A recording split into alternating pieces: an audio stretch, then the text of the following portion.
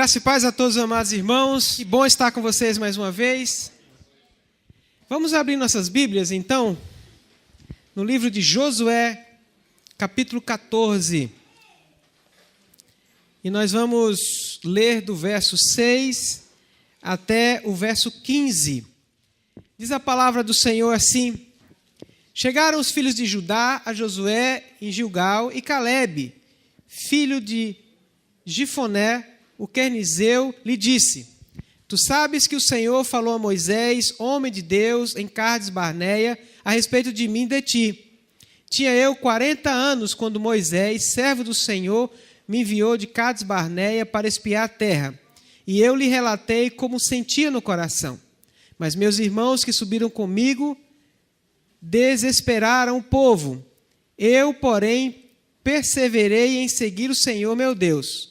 Então Moisés, naquele dia, jurou, dizendo: Certamente a terra em que puseste o pé será tua e de teus filhos, em herança perpetuamente, pois perseveraste em seguir o Senhor meu Deus. Verso 10. Eis agora o Senhor me conservou em vida, como prometeu. 45 anos há desde que o Senhor falou esta palavra a Moisés, andando Israel ainda no deserto. E já agora sou homem de 85 anos.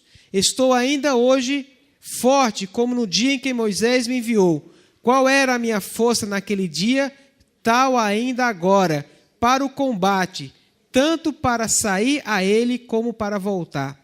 Agora, pois, dá-me este monte de que o Senhor falou naquele dia, pois naquele dia eu visse que lá estavam os anequins e grandes e fortes cidades. O Senhor, porventura, será comigo para os desaposar, como prometeu. Josué o abençoou e deu a Calebe, filho de Jefoné, Hebrom, em herança. Portanto, Hebrom passou a ser de Calebe, filho de Jefoné, o quenizeu, em herança até o dia de hoje, visto que perseveraram em seguir o Senhor, Deus de Israel. Dantes o nome de Hebrom era Kiriat Arbá. Esse Arbá foi o maior homem entre os anequins, e a terra repousou da guerra. Amém? Dentro da obra missionária, dentro da Jocum, onde eu sirvo há muitos e muitos anos, uma das áreas que eu mais atuo é a área de treinamento e capacitação. É uma área que eu amo, não só porque eu sou pedagogo, mas principalmente porque eu gosto de ver as pessoas crescendo na palavra. E durante esses anos que eu estou na Jocum, centenas e centenas de jovens já passaram pelo meu treinamento. E eu gosto de ver quando os jovens chegam, né? Eles chegam com os olhos brilhando, saem das suas casas, muitos saem de outros estados, muitos saem de outros países, mal falando português, mas eles vêm para cá para aprender mais de Deus e para fazer a sua vontade. Assim é o discurso da chegada. Mas os nossos cursos e os nossos treinamentos, eles são duros. Eles levam meses longe de casa, longe da cama, longe dos familiares, compartilhando espaço com outras pessoas. Depois de um período teórico duro, vem outro período prático, aonde você vai para terras que você não conhece, se envolver com culturas que você desconhece. Infelizmente, são muitos que desistem no caminho. E como eu choro e como eu me entristeço quando um jovem volta para casa. Porque na minha vontade é que todos sejam perseverantes no chamado de Deus. Lá na base, em pleno Borel, muitos são aqueles que chegam das igrejas se oferecendo como voluntários para trabalhar aonde for necessário. Preenchem os formulários, se motivam com tudo que acontece ali, mas muitos são aqueles que só vão um dia e nunca mais aparecem. Tivemos um rapaz da Austrália que surtou com um tiroteio. E teve que voltar para casa. Olhando esse texto aqui do nosso amigo Caleb, esse texto ele me fala muito sobre algo que é importante dentro do reino de Deus. O reino de Deus, ele não é feito por homens emocionais, simplesmente. Emoção é importante, e o pastor Marcos uma vez falou isso, e eu concordo com ele. Precisamos ter emoção. Deus não quer robôs. Deus não quer autômatos. Deus não quer máquinas. Por isso que Ele nos fez emocionais. Mas eu também preciso calcular aquilo que eu digo que vou me comprometer. Vivemos hoje uns dias tão difíceis, né? Em que os nossos jovens, eles estão tendo um problema muito sério de atenção. Vocês sabem disso, né? Muito sério. Como é difícil as pessoas se concentrarem hoje. Eu estava lendo um artigo sobre pedagogia e era uma proposta que as aulas tivessem a duração de 15 minutos. Olha, 15 minutos, porque depois de 15 minutos, essa pesquisa feita lá nos Estados Unidos constatou que depois de 15 minutos os alunos não estão mais com o professor, já foram embora. Como assim? Foi no pensamento, né? Já foi embora. Você mesmo aqui, enquanto eu estou falando, você vai viajar várias vezes aí com você. Volta para cá, tá? Volta. Deixa a segunda-feira para segunda-feira, né? O trem da Supervia, o metrô. Deixa para lá. Volta para cá. Nós temos um problema muito sério de focar. Focar naquilo que é importante, focar naquilo para o qual nós somos chamados. Temos diante de nós um homem que focou a sua herança e a sua porção por 45 anos. Um homem que esperou 45 anos para tomar posse daquilo que Deus lhe prometeu. E durante esses 45 anos, Caleb foi um servo fiel. Amém? Tem muitas pessoas que dizem assim, só vou servir Deus depois que Ele fizer isso. Só vou servir Deus depois que acontecer isso e aquilo outro. E eu fico imaginando como é que fica Deus lá no santo trono, né? Será que Deus fica preocupado? Meu Deus, e agora? Meu Deus sou eu, né? E agora? Fulano disse que só ia me servir se eu fizesse isso para ele. E aí, Miguel? E aí, Gabriel? Como é que é? Vamos ter que fazer, porque se a gente não fizer, ele não vai servir. Vocês acham que Deus é assim? Vocês acham que o nosso Deus é um Deus de barganha? Um Deus que nós empurramos Ele na parede, obrigamos Ele a fazer algo, porque Ele nos deve alguma coisa? Não. Caleb foi um homem que serviu a Deus como soldado. Fiel. E Caleb serviu a Deus 40 anos no deserto. O que é servir a Deus no deserto? O que é um deserto para você? Você acha que o deserto é um lugar legal? Lugar bom? Onde tudo está tranquilo? Onde tudo está às mil maravilhas? Deserto é lugar de provação. Deserto é lugar de privações. Esta semana eu estava conversando com alguns amigos da missão. E nós estávamos conversando sobre como Deus, Ele é um Deus fiel em todos os momentos da nossa vida. Amém? E nós estávamos contando sobre provisão de Deus no deserto. Vocês já ouviram falar da crise? Não é isso? Está aí, né? Algumas pessoas estão temendo seriamente 2017. O que será do estado do Rio em 2017? O futuro para nós, ele não parece muito bonito, mas eu digo uma coisa para você que está aqui nesta noite. Independentemente do futuro, você tem um Deus que é maior do que todas as coisas. Amém? Esse Deus nós cantamos aqui. E nós estávamos comentando, né, sobre as provações não, sobre as provisões de Deus. E eu contei uma provisão maravilhosa que Deus trouxe para mim, né?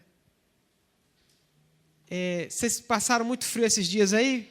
Frio, hein? Você sabe qual é uma das piores coisas que pode acontecer com um camarada durante um frio desse? Você sabe? O chuveiro queimar.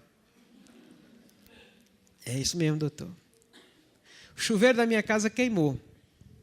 Ô bicho covarde, né? Um frio desse, ele queima. Queimou, que eu vi saindo fumaça. E aí começamos a tomar banho de água fria. E aquela bênção, né? Aí você escolhe que parte você vai entrar primeiro debaixo do chuveiro. Aí, Senhor, nos abençoa, Senhor, nós vamos comprar um chuveiro novo. Aí veio uma oferta para comprar o chuveiro. Fiquei muito feliz, né? Mas por questão de tempo, correria e tal, não consegui comprar o chuveiro.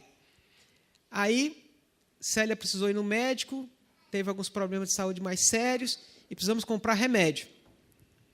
Não tínhamos dinheiro para o remédio. Que dinheiro eu usei? O do chuveiro. Fui na farmácia, comprei os remédios, voltei para casa, Célia começou a se medicar, e eu disse para o Senhor, Senhor, ressuscita meu chuveiro, porque eu não tenho mais dinheiro para comprar outro. Eu orei pelo chuveiro, e eu fui lá, e eu disse, eu vou ligar esse chuveiro, e a água vai sair quente, e não vai pegar fogo. Porque até lá no disjuntor, até lá no quadro elétrico, eu desliguei a tomada, né, que é separada. Aí eu liguei aquele negócio, fui lá. Né? Eu ia dar banho no meu cachorro. Aí eu tive que dar banho no chuveiro, água quente. Aí eu liguei o chuveiro. Você sabe como é que a água saiu dali, daquele chuveiro? Quente. Mas não pegou fogo, mas não quero nem saber. Deus é o Deus da eletricidade. Deus é o Deus que faz tudo. Servir a Deus quando tudo está bem, quando tudo está maravilhoso, quando você tem tudo, é fácil. Eu quero ver você servir Deus nas lutas e nas provações. Caleb serviu ao Senhor por 40 anos no deserto, e depois que ele sai do deserto, ele e todo o povo que vai entrar na terra prometida, eles ainda têm que lutar contra os seus inimigos que estão morando naquela terra.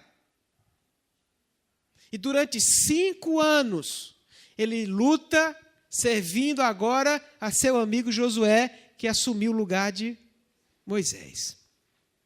Mas chega um momento em que ele está de frente a Hebrom, de frente a esse lugar, de frente a esse monte. E ele diz, olha, há 45 anos atrás, Deus me deu esse lugar e falou isso através de Moisés, seu servo. E eu quero essa terra.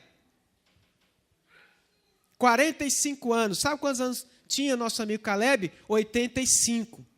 Às vezes, muitos cristãos dizem assim, não, eu já servi o Senhor demais, né?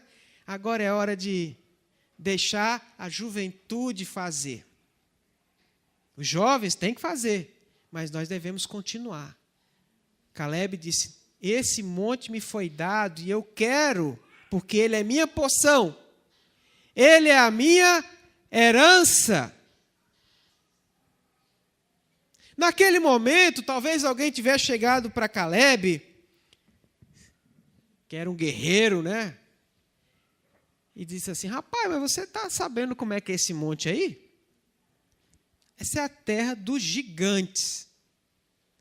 Vocês lembram lá do Golias? Eram os ancestrais do camarada. Os anequins, os gigantes. Não eram homens que usavam sapato com salto alto, não. Eles eram enormes. 2 metros, 3 metros. Guerreiros enormes que estavam ali. A terra era deles. Mas Caleb disse, essa terra é do Senhor. E eu vou tomá-la. Então, com 85 anos, ele diz assim, hoje eu tenho a mesma força que há 45 anos atrás, e eu tenho a mesma força, e olha isso como é importante, eu tenho a mesma força para sair em combate e para voltar. Amém? O que quer dizer isso? Quer dizer que muitas vezes nós nos animamos com os projetos. Vamos começar? É aquela festa, né? Vamos lá, todo mundo vai, tá, vamos começar. Para ir, né? Mas quando a coisa começa a ficar difícil, começa a desanimar, e aí a coisa morre. Caleb é sinônimo de perseverança. Eu vou e eu volto. A força que me leva é a força que me traz. Eu estou firmado no Senhor. Uma vez eu vi uma igreja abrir um trabalho evangelístico no interior. Eu me lembro muito bem desse processo, eu acompanhei de perto. E no começo era festa, era animação. A igreja fazia caravanas de carro para ir para essa nova congregação. E converteram-se muitas pessoas. Mas só que com o passar do tempo, aquilo já não era mais novidade. Então, se antigamente ia um comboio de 4, 5, 6 carros, agora só iam 3, depois só foram 2, depois foi só 1, aí depois tentaram arranjar uma pessoa para ficar lá na congregação. Aí não arranjaram ninguém, aí sabe o que fizeram? Esqueceram da congregação, esqueceram das pessoas, deixaram lá. Sabe o que aconteceu com a congregação? Acabou, fechou. Isso não é vergonhoso? Dentro desse período em que nós estamos vivendo, o Senhor quer de nós perseverança na obra. Quanto tempo você pode ser perseverante? Perseverante tem que ser o tempo todo. O tempo todo que Deus te chama, independentemente se a luta ela é árdua, independentemente se é difícil. Vocês sabem que essa cidade, né, esse bairro aqui, ele já tem a nossa igreja como referência. Mas existem outros lugares em que as pessoas não têm mais a igreja como referência, porque as igrejas fecharam. Fecharam as portas. Eu conheço aqui no Rio mesmo uma igreja que tinha 600 pessoas. Um prédio enorme. Vários andares. E a igreja ficou com 20 pessoas. 20 pessoas. E eles pediram a Jocum para ocupar o espaço, para fazer treinamentos lá. Por que aconteceu isso? Conversando com o pastor atual, ele disse que as pessoas foram indo embora, indo, e acabou. Quem faz a nossa igreja, irmãos? Quem é que faz a nossa igreja? É o pastor Marcos? Você acha que você não tem importância aqui? Você acha que você não é importante nesse lugar? Todos nós construímos esse ministério. E precisamos ser perseverantes nele, porque se não assim formos, como será? Ah, eu estou cansado. Ah, eu estou sem esperança. Vá para Deus. Vá para o Senhor. Irmãos, eu tenho firmemente no meu coração a convicção de que 2017 será um ano muito duro. E nós temos percebido isso claramente na nossa sociedade. Ou você não percebeu que está ficando mais difícil? Você percebeu? Muito mais difícil. E o que Deus tem falado no meu coração é que eu preciso me preparar para estar pronto a dar a razão da minha fé. O que Deus tem falado ao meu coração é isso. Esteja pronto, Davi, a falar para as pessoas que não têm esperança a razão da sua esperança. Esteja pronto para, no meio do deserto, no meio da batalha, você permanecer firme. Porque quem me fortalece é o Senhor, amém? Eu não posso me fortalecer no irmão. Eu não posso esperar que o Alaí seja a minha força, apesar de eu gostar muito dele. Não, mas se o Alaí estiver firme, eu vou ficar firme. Coitado do Alaí, que peso eu estou colocando sobre as costas desse homem? Se o pastor ficar firme, a igreja está firme. O pastor tem que estar firme. E cada irmão firme em Cristo Jesus. Caleb não era firmado no seu líder. Sabia disso, irmãos? Porque o seu líder morreu.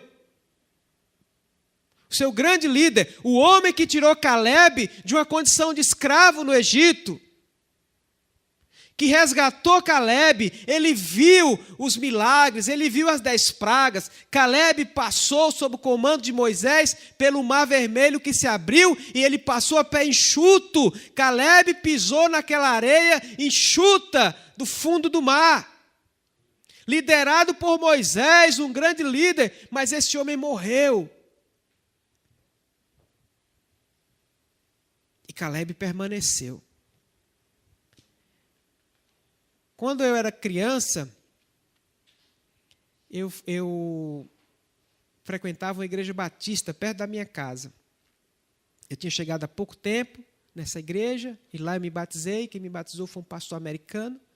E a igreja era lotada. Lotada essa igreja. Era o pastor Bill Falou. A gente até brincava, se Bill falou, está falado, né? E era o pastor, a sua esposa e suas filhas, cantava aquele negócio todo, muito bonito, e a igreja lotada. Um domingo eu cheguei na igreja, me levei um susto. Não tinha, olha, devia ter umas 20 pessoas de uma igreja de mais de 150. Como eu era criança, eu não estava entendendo direito aquilo ali. Eu fui saber, depois eu tinha 11, 12 anos, fui saber que o pastor tinha ido embora, tinha se transferido do campo. As pessoas da igreja, elas estavam lá por causa do pastor americano. Aí chegou um brasileiro, eles não quiseram ir mais. Era um pastor que era da minha altura, pastor Nazareno, eu nem me lembro dele, homem de Deus, guerreiro. Caleb, ele não confiava a carreira dele proposta por Deus a um líder. O líder morreu, veio outro. E aqui ele mostra mais uma vez a sua perseverança no chamado de Deus. Porque quem assume a liderança é o seu chapa, é o seu amigo do peito, né? É o seu parceiro. Josué. Você sabe que às vezes é muito difícil liderar parente, liderar amigo, né? Parece que eles não levam a sério a gente, né?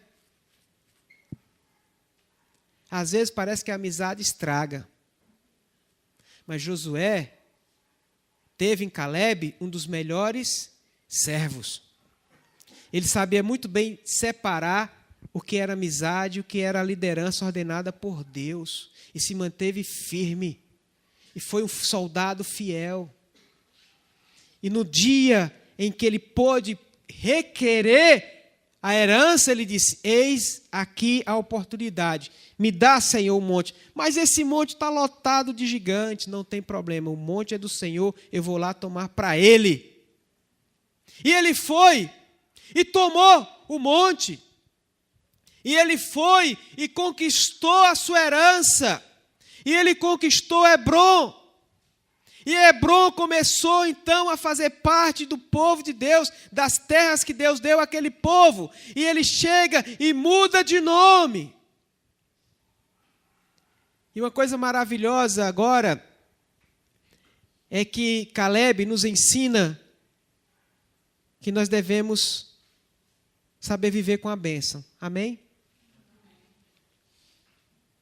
Lá na frente, no capítulo 21, vão ser destacadas cidades para os levitas, porque vocês sabem que de todas as tribos, os levitas não tinham terra, então eles ganharam cidades. Você sabe qual foi uma das cidades que foi dada para os levitas? Hebrom. Olha que coisa maravilhosa! Este homem que esperou 45 anos por uma bênção de Deus, quando ele recebe esta bênção, e ele tem agora a oportunidade de ofertá-la de volta para os sacerdotes, ele não pisca. Ele diz: de volta dou para o Senhor. E foi morar nos arredores de Hebrom. Amém? Muitas vezes nós estamos na igreja pedindo uma bênção ao Pai. Senhor, me dá um carro. Senhor, me dá uma casa. Senhor, me dá um filho. Senhor, me dá um emprego. E lutamos e perseveramos por essa bênção. Aí a gente ganha a bênção. O que a gente faz com ela? A gente agarra aquela bênção, não solta de jeito nenhum, né?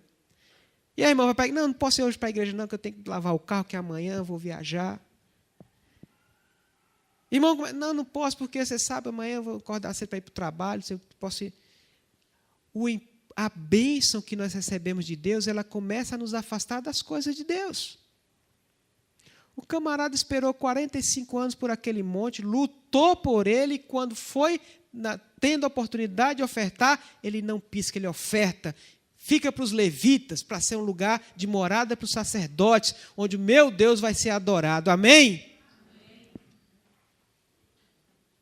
Os tempos estão difíceis? Estão. Se eu disser que não estão, eu estou sendo louco. O Brasil está passando por um dos momentos mais negros da sua história? Está. Final do ano, quem vai estar na presidência do Brasil? Você sabe? Você sabe? Daqui a um mês, quem vai ser o presidente da Câmara? E quem vai estar governando o Rio de Janeiro? Você é funcionário público, você vai receber seu salário direitinho, você sabe disso? E o tráfego no Rio vai diminuir ou vai aumentar? Essa eu sei. Infelizmente eu sei. Já vejo. Dias difíceis. Pois são nos dias difíceis que os homens fiéis e perseverantes aparecem. São nos dias difíceis que nós lembramos das promessas de Deus. Porque você pode, muitas vezes, né, esquecer do que Deus lhe falou, mas Ele não esquece. Hoje, mais uma vez, parece que o pessoal do louvor escolheu a dedo os cânticos, né? Combinaram comigo? Não, combinaram com o Espírito Santo. Porque nós oramos aqui antes, não foi isso? Para que o Senhor nos guiasse. Deus, Ele é um Deus de promessa. Se Ele disse, onde você colocar a planta dos teus pés, eu vou te dar essa terra, Ele vai dar. Ah, eu esqueci, mas eu não esqueci, meu filho. Pisou, é teu. Mas tem gigante. Aí, também, mamão com açúcar não, né? Vai lá e vence. Jesus disse, no mundo vocês terão aflições. O que é aflição? Qualquer um aqui pode dizer o que é aflição. Né, Marta? Saúde, família, não é isso? O que é uma aflição? Ai, meu Deus, acabou o bombril na minha casa. Ou aflição. Né? Ah, o meu time empatou hoje. Ou aflição. Isso é aflição, irmão? No mínimo, um pequeno aborrecimento. Né? Aflitos. Jesus diz, vocês ficarão aflitos. Mas uma coisa eu peço ao Pai, que não os tires do mundo, mas que os livre do mal, não os livre da aflição. A aflição virá para mim, virá para você, mas nós venceremos as aflições com o Senhor. Os filhos de Deus são acostumados a vencer gigantes, amém? Amém. Deus não vai mandar anões contra nós. Melhor, o diabo não vai mandar anões contra nós. Ele vai mandar gigantes para nos amedrontar. Mas maior que está em nós do que o que está no mundo. Eu queria que os irmãos guardassem essa mensagem no seu coração. Perseverança. Perseverança. Crise econômica, crise no nosso estado, crise na segurança. Sejam perseverantes. As pessoas baterão na sua porta. No seu trabalho, as pessoas irão até você. Irão perguntar, mas como é que você está aguentando isso? Mas como é que você está suportando isso? Isso é insuportável. Quem pode? Eu posso em Cristo. Você também pode. É a oportunidade de nós evangelizarmos as pessoas, de nós trazermos as boas novas. Temos o exemplo deste homem que no meio do deserto não abandonou o seu sonho, aquilo que Deus lhe falou. Deus tem te falado coisas? Deus tem te desafiado? Deus quer que você vá além? Com certeza, conhecendo o nosso Deus, eu sei que Ele sempre tem algo a mais para nós. Que possamos, então, firmados na palavra, confiar no Senhor e sermos perseverantes. E nós alcançaremos a nossa porção e a nossa herança, sim, no Senhor. E a nossa bênção será para a honra e glória do nosso Deus. Amém?